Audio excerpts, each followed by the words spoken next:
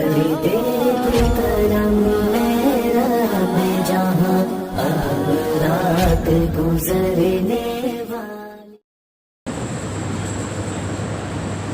لله نحمده ونستعينه ونستغفره ونؤمن به ونتوكل عليه ونعوذ بالله من شرور أنفسنا ومن سيئات أعمالنا من يهده الله فلا مضل له ومن يضلل فلا هادي له وأشهد أن لا إله إلا الله وحده لا شريك له وأشهد أن محمدا عبده ورسوله. أعوذ بالله من الشيطان الرجيم. بسم الله الرحمن الرحيم. قل إن كنتم تحبون الله فاتبعوني يحببكم الله ويغفر لكم ذنوبكم والله غفور رحيم.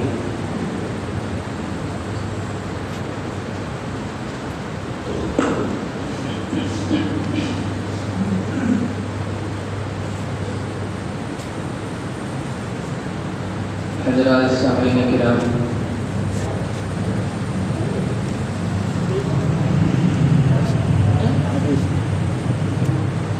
نبی اکرم صلی اللہ علیہ وسلم کی اتباع،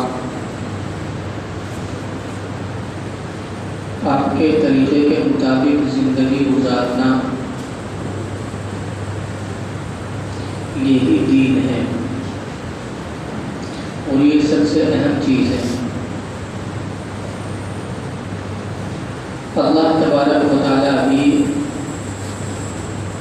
بندوں کے وہی اعمال قبول فرماتے ہیں اور انہی اعمال سے خوش ہوتے ہیں جو نبی صلی اللہ علیہ وسلم کے طریقے کے مطابق ہوں.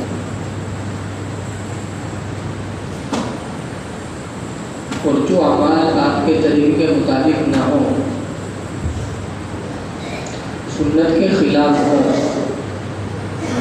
تو ہو سکتا ہے کہ ہمارے ذمے سے جو فریضہ تھا وہ ختم ہو جائے، لیکن ضروری نہیں کہ اللہ تعالیٰ اس کے اوپر ثواب بھی عطا فرمائے اور اس سے خوش بھی ہو.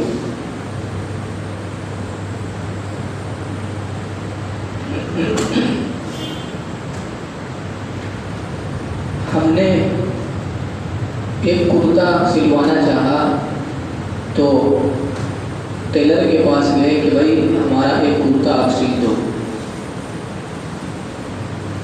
کس طرح سلنا ہے، آستین کتنی لمبی ہے، کتنی چوڑی ہے، پلے کی لمبائی کیا ہے اور اس کی چوڑائی کیا ہے.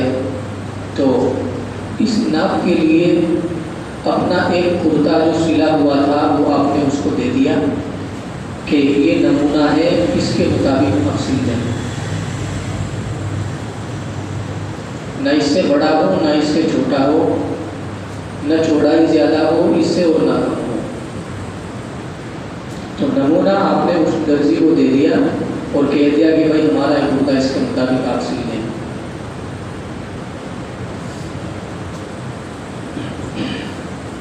اب وہ جو ٹیلر تھا کپڑا سلنے والا، اس نے وہ کپڑا کاٹا اور اس کے مطابق جب وہ سلنا بیٹھا تو اس نے اپنی عقل اس میں چلائی کہ اگر میں 2 انچ آستین اور لمبی کر دوں تو کیا جا رہا ہے. تو جو نمونہ دیا تھا اس سے ہٹ کر 2 انچ آستین اور لمبی کر دی.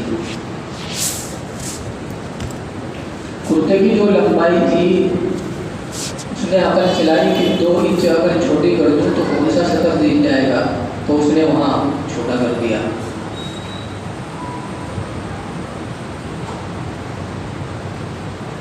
10 دن کے بعد 15 دن کے بعد آپ گئے اس کے پاس کہ بھائی ہمارا کرتا تو ہم سیکھنے کے لیے دے گئے تھے آپ کے پاس، لو جی تیار ہے آپ کا کرتا. اب آپ نے جو کرتا دیا تھا اس کو سلا ہوا نمونے کے طور پر آپ نے اس کو دیکھا، اور جو ابھی سیل کے دیا ہے آپ نے اس کو دیکھا، تو نمونے کے مطابق نہیں ہے ہمارا کرتا.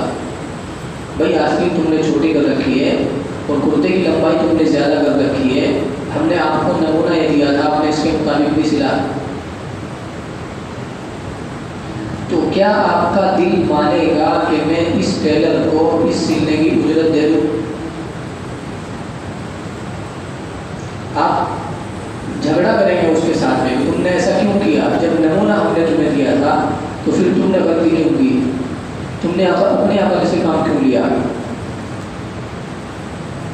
اجرت دینا تو دور کی بات، سلائی کے پیسے دینا تو دور کی بات، آپ الٹا اسی سے جرمانہ وصول کریں گے کہ تم نے میرے کپڑے کا ناس کیا، اس کے پیسے نہیں دے.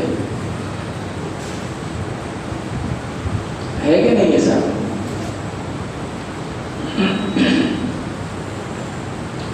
ایسے ہی اب آپ سمجھیں، یہ تو ایک مثال تھی.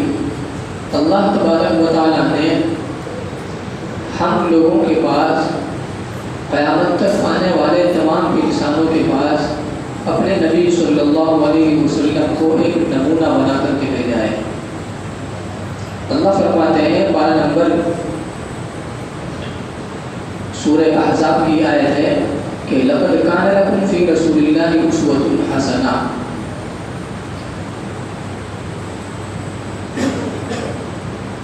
کہ تمہارے لیے نبی صلی اللہ علیہ وسلم کے طریقے میں بہترین نمونہ ہے. کسی پارے کی آیت ہے سورہ احزاب کی. تو اللہ تبارک و تعالیٰ نے آپ صلی اللہ علیہ وسلم کو میرے اور آپ کے لیے نمونہ بنا کر بھیجا. نمونے کا مطلب یہ ہے کہ لوگوں، نمونہ میں نے تمہارے پاس بھیج دیا، اب تم جو ہے ان کے مطابق عمل کرنا. جس طرح یہ بتائیں، جس طرح یہ کرتے ہیں اس طرح عمل کرنا. اگر تم ان سے ہٹ کے چلو گے، ان سے ہٹ کے عمل کرو گے تو میں تمہیں ثواب نہیں دوں گا. تم مجرم بنو گے، سزا کے مستحق بنو گے، جس طرح کہ وہ ٹیلر سزا کا مستحق ہوا اور مجرم بنا. تو یہ اہمیت ہے اتباع سنت کی، اور یہ اہمیت ہے اپنی زندگیوں میں نبی صلی اللہ علیہ وسلم کا طریقہ لانے کی.